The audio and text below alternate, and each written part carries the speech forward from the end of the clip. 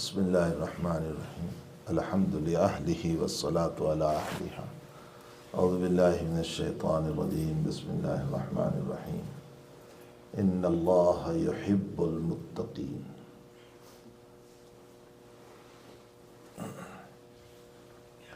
وقال اللہ تعالی انما یتقبل اللہ من المتقین، صدق اللہ العظیم۔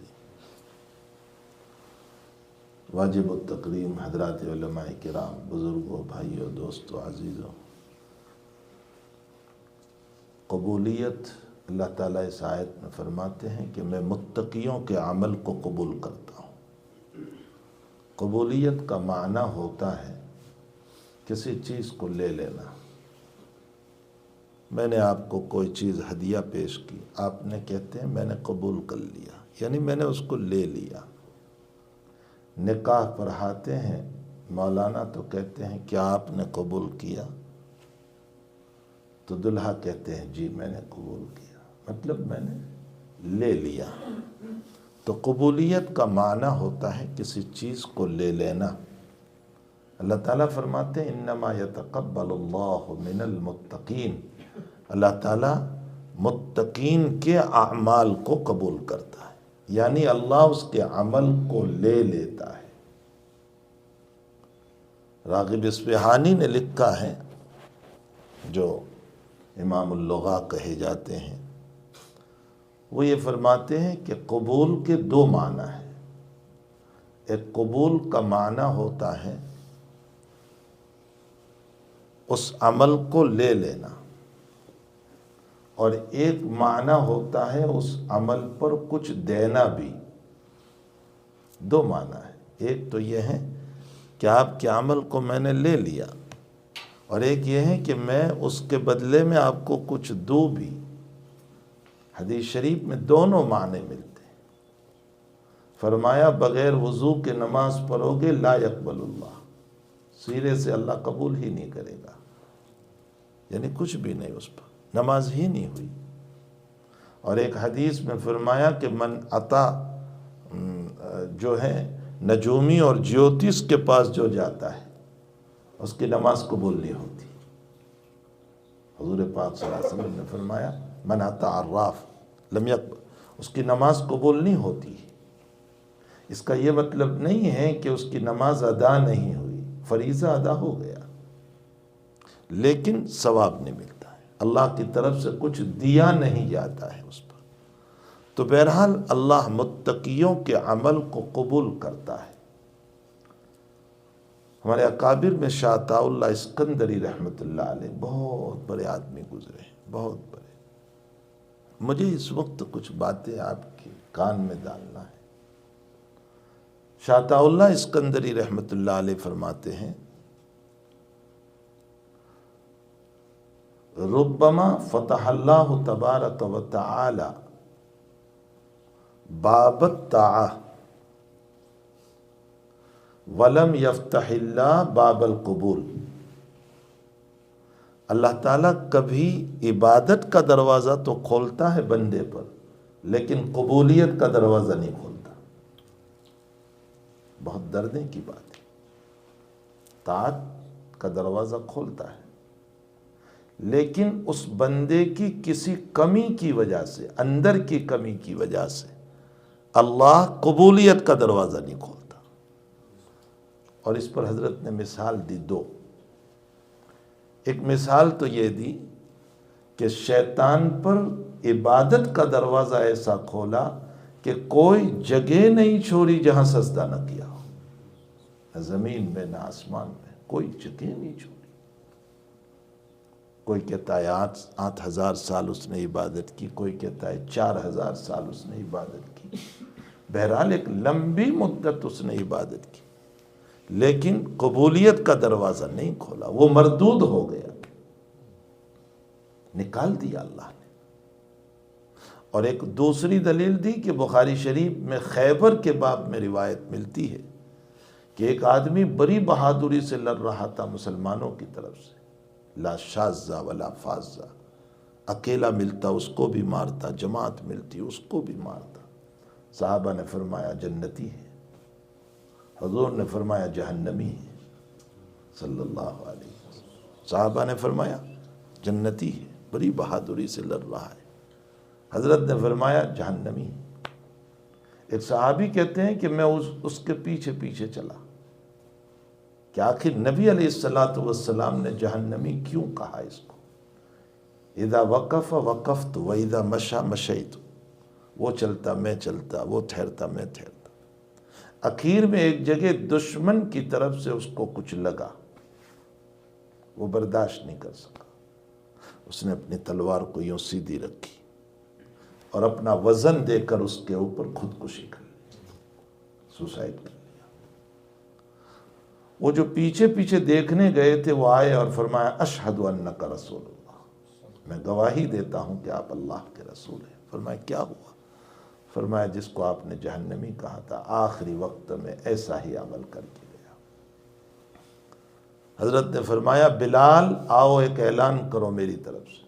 یہ اعلان جو ہے نا یہ بخاری شریف میں ہے، یہ ہماری کمر توڑ دیتا ہے۔ فرمایا اعلان کرو کہ اعمال طاعت کرنے پر تکبر اور غرور میں نہ آ جانا، اللہ فاسقوں سے بھی کام لیتا ہے۔ یہ فاسق تھا، اللہ نے اس سے کام لیا، لڑا وہ مسلمانوں کی طرف سے۔ اس لیے کبھی بھی ہمیں یہ نہیں سوچنا چاہیے کہ عبادت کا دروازہ کھلا ہوا ہے تو میں مقبول بھی عند اللہ ہوں، یہ ضروری نہیں ہے۔ ہمیں اپنے دل میں ندامت، تواضع، عاجزی، ساری عبادتوں کے ساتھ ہونی چاہیے۔ اسی لیے فرمایا نماز پڑھو تو استغفر اللہ، اللہ تیری شان کے مطابق میں نماز نہیں پڑھ سکا۔ نبی علیہ السلام نے فرمایا نا نماز کے بعد استغفر اللہ استغفر اللہ استغفر اللہ 3 مرتبہ پڑھو۔ کیوں کہا؟ ہم کو کوئی گناہ کیا ہم نے؟ نماز پڑھی تو کوئی گناہ کر لیا؟ پھر کیوں استغفر اللہ؟ فرمایا تیری شان کے مطابق نہیں پڑھی میں۔ حضور پاک صلی اللہ علیہ وسلم نے فرمایا ما عبدناک حق عبادت، اے اللہ میں تیری شان کے مطابق عبادت نہیں کر سکتا۔ کون کہہ رہا ہے؟ جو رات بھر کھڑا رہتا تھا، جس کا ایک ایک سجدہ امت کے کروڑوں سجدے سے افضل، وہ کہہ رہا ہے کہ ما عبدناک حق عبادت، اللہ میں تیری عبادت کا حق نہیں ادا، وما عرفناک حق معرفتک، اور اے اللہ جیسا تجھے پہچاننا چاہیے میں نہیں پہچان سکا۔ امام ابو حنیفہ علیہ الرحمہ جن سے متعلق بہت مشہور ہے کہ 40 سال تک 40 ایئرز تک عشاء کے وضو سے فجر کی نماز پڑھی، مشہور ہے۔ حضرت شیخ رحمۃ اللہ علیہ نے بھی فضائل اعمال میں لکھا ہے 40 سال تک، لیکن مقام ابراہیم پر کھڑے ہو کر جب نماز پڑھ رہے ہیں تو رات گزار دی یہ کہتے ہوئے کہ ما عبدناک حق عبادت ہے، اے اللہ میں تیری شان کے مطابق عبادت نہیں کر سکا۔ کوئی کہہ ہی نہیں سکتا ہے کہ میری عبادت 100% اللہ کی چاہت کے مطابق ہے، کوئی نہیں کہہ سکتا۔ مجدد الفسانی رحمۃ اللہ علیہ آپ نے نام سنا ہوگا، شیخ احمد سرہندی، میں کبھی ان کے حالات سناؤں گا، وہ کیسی شخصیت تھی شیخ احمد سرہندی۔ ان کو مجدد کہا گیا۔ مجدد ہر 100 سال پر آتا ہے، 100 سال پورے ہوتے ہیں نا تو اللہ اپنے کسی بندے کو منتخب کرتا ہے کہ یہ 100 سال میں جو برائیاں آئی ہے اللہ اس کے ذریعے سے ان برائیوں کو دور کرتا ہے۔ یہ ہر جگہ ہوتے ہیں،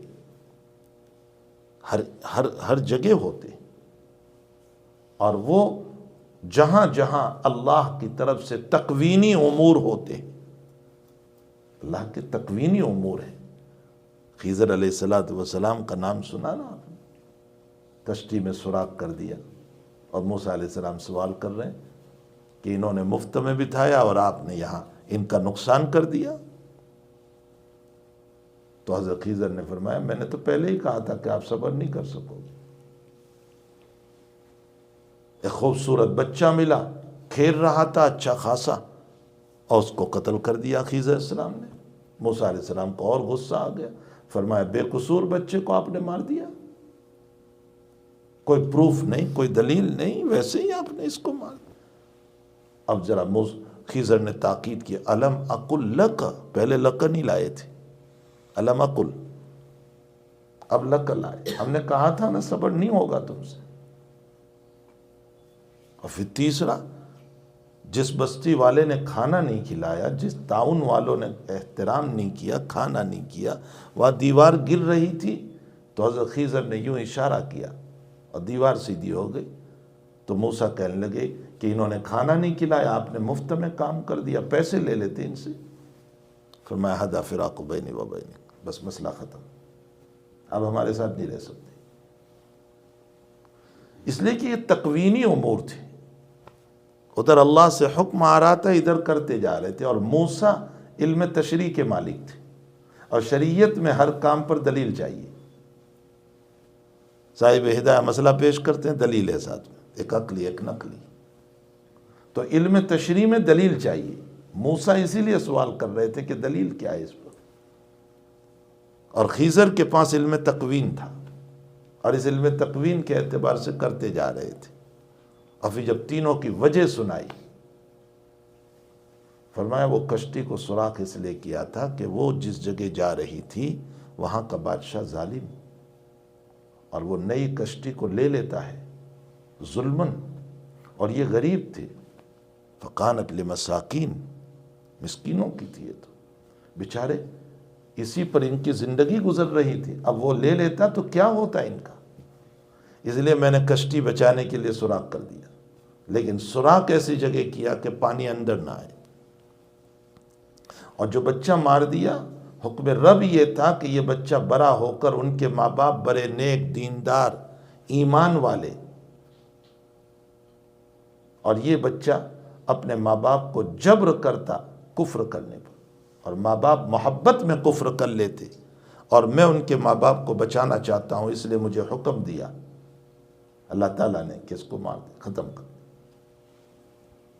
اور وہ جو دیوار کا مسئلہ ہے تو یہ یتیم بچوں کی ہے، اور یتیم بچوں کے والدین کا انتقال ہو چکا ہے، اور ظاہر سی بات ہے کہ ان کے ماں باپ اس کے نیچے خزانہ رکھ کر گئے۔ اس زمانے میں بینک نہیں تھی، لوگ اسی طرح خزانے چھپاتے تھے۔ آج بھی ہمارے وہاں انڈیا وغیرہ میں چلے جاؤ تو آج بھی جب مکان توڑتے ہیں تو بعض جگہوں پر خزانے نکلتے ہیں جو پہلے رکھے ہوئے ہوتے پرانے زمانوں میں۔ تو کہا یتیم کے ہیں یہ خزانہ، اب وہ دیوار گر جاتی تو لوگ لے لیتے، یتیموں کا مال ضائع ہو جاتا۔ تو اللہ کا حکم ہوا کہ دیوار سیدھی کرو تاکہ مال کی حفاظت ہو جائے، یہ بچے کل بڑے ہو جائیں گے لے لیں گے۔ حضرت علی فرماتے، ابو داؤد شریف کی روایت ہے، لیس الیتیم بعد الاحتلام، ابو داؤد شریف کی روایت ہے، احتلام کے بعد یتیم نہیں، یعنی بلوغ کے بعد یتیم نہیں، جب بالغ ہو گئے تو اب یتیم نہیں، یتیمی بلوغ سے پہلے ہوتی ہے، وہ تو ہم تو 7 سال کے ہو جائیں گے تب بھی یتیم ہی رہیں گے ہم۔ احتلام کے بعد یعنی بلوغ کے بعد یتیم نہیں، بچپن میں یتیم ہوا کرتے ہیں، بلوغ سے پہلے یتیم ہوتے ہیں۔ تو بہرحال فرمایا کہ وہ یتیم بچوں کا مال بچانا تھا تو اللہ نے حکم دیا، چونکہ ان کے ماں باپ بڑے نیک تھے۔ علامہ قرطبی رحمۃ اللہ علیہ کی قبر کو اللہ نور سے بھرے، انہوں نے عجیب نکتہ لکھا، فرمایا ماں باپ کی نیکیوں کا اثر اولاد کے دین ہی کو نہیں بچاتا، اولاد کی دنیا کو بھی بچاتا ہے۔ ماں باپ جب نیک ہوتے ہیں نا تو صرف ان کا دین نہیں بچتا، دنیا بھی بچتی ہے، اللہ تعالیٰ دنیا کی بھی حفاظت کرتا ہے، بہت بڑی چیز ہے۔ اور پھر اگر اس پر غور کیا جائے تو پہلے 2 واقعے میں حضرت خضر نے اپنی طرف نسبت کی، میں نے کشتی کو سوراخ کیا، فارت، میں نے بچے کو مارا، فارت، دونوں جگہ۔ لیکن جب خیر کا مسئلہ آیا کہ دیوار سیدھی کر دے تاکہ خزانہ بچ جائے، یہ خیر کی بات تھی، اچھی، بہت اچھی، تو فاراد ربک، تیرے رب نے کہا، رب کی چاہت تھی۔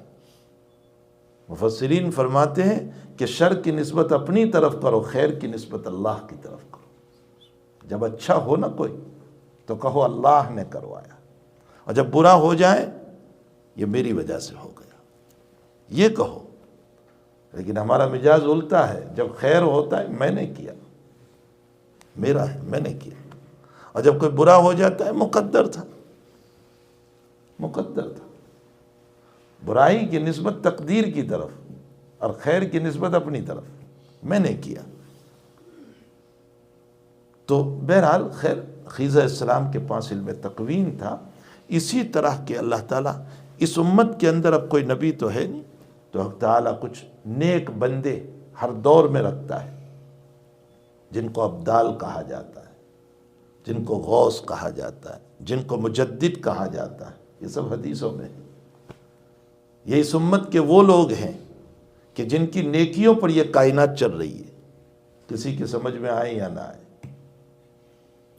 یہ ان کی نیکیوں پر یہ کائنات چل رہی ہے، امور تکوینیہ ان کے ہاتھ میں ہے، اللہ تعالیٰ ان کے ذریعے سے دنیا میں کام لیتا رہتا ہے۔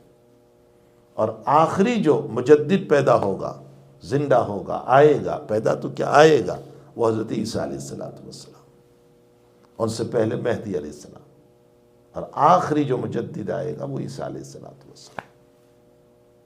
تو بہرحال مجدد الفسا، ہر 100 سال پر اللہ تعالیٰ ایک مجدد بھیجتا ہے۔ تو مجدد الف ثانی یعنی 1200، الف 1000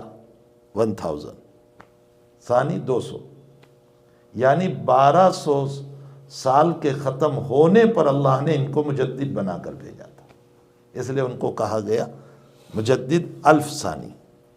ان کا نام تو تھا احمد، اور ان کی جگہ تھی سرہند۔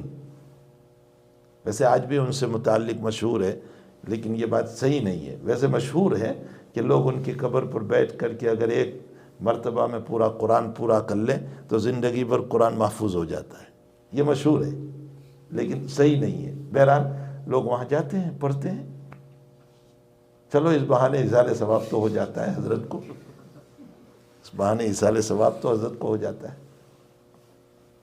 تو شیخ احمد سرہندی رحمۃ اللہ علیہ، آپ نے کفر کو ختم کیا تھا جو اس وقت چلا تھا۔ خیر، مجھے حضرت کی ایک بات سنائے۔ شیخ احمد سرہندی فرماتے ہیں، تم کتنے ہی اخلاص سے عبادت کرو، اور کتنی ہی خلوت میں بیٹھ کر عبادت کرو، اور کتنے ہی جی لگا کر کے عبادت کرو، اس کے باوجود اللہ کا حق ادا نہیں ہو سکتا، اس لیے کہ نبی کے اخلاص سے بڑھ کر تمہارا اخلاص نہیں ہو سکتا، نبی کے دل کی یاد اور کیفیت سے بڑھ کر تمہاری کیفیت نہیں ہو سکتی، ہماری کیفیت نہیں ہے۔ اس کے باوجود نبی جب یوں کہہ رہے ہیں کہ ما عبدناک حق عبادتک، اے اللہ میں تیری شان کے مطابق عبادت نہیں کر سکا، تو میں لاکھوں اخلاص کے باوجود یہ کیسے کہوں کہ شان کے مطابق میں نے عبادت کرنی؟ فرمایا تم کتنے ہی اخلاص کے ساتھ عبادت کر لو، پھر بھی منشأ رب پر کوئی نہیں پہنچ سکتا ہے۔ تو پھر مسئلہ کیا ہے قبولیت کا؟ پھر تو ہم تو مایوس ہو گئے۔ اب تو نہیں، مایوس ہونے کی ضرورت نہیں۔ حدیث شریف میں نبی کریم صلی اللہ علیہ وسلم نے فرمایا کہ تمام لوگوں کی عبادت کو اللہ اپنی رحمت سے قبول کر کے جنت عطا کرے گا، اس کی رحمت۔ بخاری شریف میں ہے کہ تمام لوگ، حتیٰ کہ حضرت سے پوچھا گیا وَأَنْتَ یا رسول اللہ، آپ؟ فرمایا، اپنے سر پر ہاتھ رکھا اور فرمایا میں بھی، الا ان یتغمدنی اللہ تعالی، الا کہ اللہ تعالیٰ اپنی رحمت سے مجھے بھی جنت میں لے جائے۔ یہ کون کہہ رہا ہے؟ نبی کریم صلی اللہ علیہ وسلم۔ میں بھی اللہ کی رحمت کے بغیر جنت میں نہیں جا سکتا ہوں۔ تو حق تعالیٰ اپنی رحمت کی بنیاد پر یہ قصوروں والی نماز، یہ قصور والے روزے، یہ قصور والے زکوٰۃ، یہ کمیوں والی حج، اللہ اس کو قبول کر لیتا ہے، اس کو جو ہے قبول کر لیتا ہے۔ الا ان یتغمدنی اللہ تعالی۔ ہمارے بزرگوں نے اس پر بہت پیاری مثال دی، یہ مثال مجھے بہت پیاری لگی۔ فرماتے ہیں کہ دیکھو، ہمارے وہاں چھوٹا سا 4 سال کا بچہ جب ہم اسکول رکھتے ہیں نا، اس کو 4 سال کی عمر میں جب اس کو اسکول چھوڑتے ہیں، اب وہ آتا ہے 2-4 دن میں، ابو مجھے 1 2 3 لکھتے آ گیا، ہاں ماشاء اللہ تعالی بہت اچھا، اچھا بیٹا بتا، ہاں میں نے اسکول میں لکھا نا، کہا چل لا کاپی لا بتا مجھے۔ اب وہ ایک لکیر یوں ہے، ایک لکیر اس طرح ہے، ایک لکیر اس طرح ہے، لکیریں بھی سیدھی نہیں، وہ ایک لکھنا تو بہت دور کی بات ہے، وہ لکیر بھی سیدھی نہیں ہے، لائن بھی سیدھی نہیں ہے، اور وہ ایک کیا لکھا ہے سمجھ میں بھی نہیں آتا، وہ 2 کیا لکھے ہیں سمجھ میں بھی نہیں آتا، لیکن اس کے باوجود فوراً ابو کہتے ہیں ماشاءاللہ بیٹا، اس کی پیشانی کو بوسہ دے دیتے ہیں، اس کے ہاتھ کو بوسہ دے دیتے ہیں، اپنی گود میں لے لیتے ہیں، بیٹا تجھے کیا چاہیے، چل والمارٹ میں تجھے لے دوں، فوراً اس کو کچھ نہ کچھ گفٹ دے دیتے ہیں۔ آپ جو دے رہے ہیں اس کے عمل پر نہیں دے رہے ہیں، اپنی محبت پر دے رہے ہیں۔ بس یہ مثال سمجھ لیں، اللہ جو جنت دے گا، خدا پاک کی قسم میرے عمل پر نہیں دے گا، وہ اپنی محبت پر دے گا ہم کو۔ الا ان یتغمدنی اللہ، کوئی غرور میں نہ آئے کہ میں کام کر رہا ہوں، نماز پڑھ رہا ہوں دین کا، اور میں اتنی اشاعت کر رہا ہوں اور دین کا کچھ نہیں ہے، یہ سب اللہ کی طرف سے ہے، وہ اپنی محبت کے بل بوتے پر ہمیں عطا کرے گا، اور جب محبت ہی کے بل بوتے پر وہ عطا کرنے والا ہے تو پھر ہمیں اس کی محبت کا لحاظ کرنا چاہیے، بہت لحاظ کرنا چاہیے۔ کیسے لحاظ کریں؟ حتی الامکان ہم کوشش کریں ہماری نماز ریاکاری سے پاک ہو، ہماری نماز خیالات سے پاک ہو، ہماری عبادت خیالات سے پاک ہو، ہمارا ذکر ریاکاری سے پاک ہو، ہمارا دینا صدقہ زکوٰۃ جو کچھ ہم کر رہے ہیں نیک عمل، وہ سب کا سب جو ہے وہ اس طرح کی واہیات سے پاک ہونا چاہیے۔ ہماری تھوڑی سی یہ کوشش ہوگی، اللہ اپنی محبت کو لے کر کے ہمارے اعمال کو قبول کر لے گا۔ پھر وہ یہ نہیں دیکھے گا کہ اس کے عمل میں یہ نقص ہے اور یہ نقص ہے اور یہ نقص ہے، اس کو نہیں دیکھے گا، وہ یہ دیکھے گا کہ میرے بندے نے کوشش کی ہے عمل کو ٹھیک کرنے کی، بس اسی کوشش پر میں اس کے عمل کو قبول کر لیتا ہوں۔ اسی کو کہتے ہیں متقی کا عمل، اسی لیے میں نے آیت پڑھی انما یتقبل اللہ من المتقین، اللہ تعالیٰ متقیوں کے عمل کو قبول کرتا ہے۔ کوشش یہ ہو کہ ہماری نمازوں میں سنت آئے، اس لیے کہ حضور پاک صلی اللہ علیہ وسلم کی جتنی سنتوں سے ہم چلیں گے، کوشش جتنی کریں گے سنتوں کے ساتھ، سنت سنت کہہ کر نہ چھوڑا کرو۔ ہمارا مزاج بڑا عجیب ہو گیا ہے، ہمارے اکابر سنت کہہ کر عمل کرتے تھے کہ نبی کا عمل ہے، اور ہم یہ کہہ کر چھوڑ دیتے ہیں واجب تو ہے نہیں ہے، سنت ہی تو ہے نا، نہیں بھی کریں گے تو کیا ہو گیا، واجب تو ہے نہیں۔ اس کا مطلب ہم واجب اور فرائض کو ادا کریں گے اور سنت کو ادا نہیں کریں گے، چاہے وہ نبی کا عمل ہے۔ تو کوشش کرے اس بات کی کہ ہماری عبادتوں میں جو بھی عبادت ہو، صرف نماز نہیں، جو بھی عبادت ہو، کوشش یہ کریں کہ سنتوں کا مزاج، اور نبی علیہ السلام جتنے پیارے ہیں آپ کے اعمال بھی اتنے ہی پیارے ہیں، اتنے ہی پیارے ہیں، آپ کی سنتیں بھی اتنی ہی پیاری ہیں۔ اس لیے حضور پاک صلی اللہ علیہ وسلم کی سنتوں کو لانے کی اپنی نمازوں میں کوشش کرے۔ بخاری شریف میں ایک صحابی رضی اللہ تعالیٰ عنہ آئے، دیہاتی قسم کے تھے بیچارے، آرابی تھے، وہ آئے جلدی جلدی نماز پڑھی، پھر حضور کی مجلس میں آ کر بیٹھ گئے، السلام علیکم۔ حضرت نے فرمایا ارجع فصلی فإنک لم تصلی، جاؤ پھر سے نماز پڑھو، تم نے نماز نہیں پڑھی۔ وہ آئے پھر نماز پڑھی، اسی طرح ان کو یہی نماز آتی تھی، فرمایا جاؤ پھر سے نماز پڑھو۔